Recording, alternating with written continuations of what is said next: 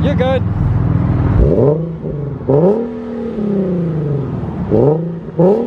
Oh my fucking god, dude.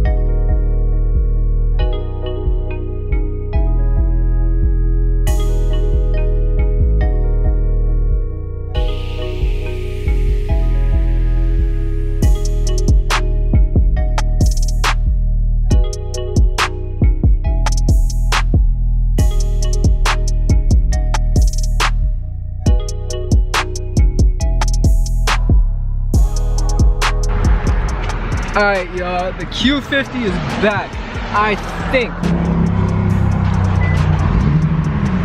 Woo! It's back. It's back. Oh no. Oh, I'm so excited. Alright guys, so I've had this exhaust for about 20 minutes. Fucking love it. Oh my god, dude. The night and day difference between a Stillen axle back and a Motordyne catback exhaust. I mean, my throttle response is there. The fuel pump just got switched out, so it definitely, I do feel a huge difference in the response of just how quick this car actually is, dude. I haven't really got to experience it like that in a couple of months ever since my fuel pressure's been that low.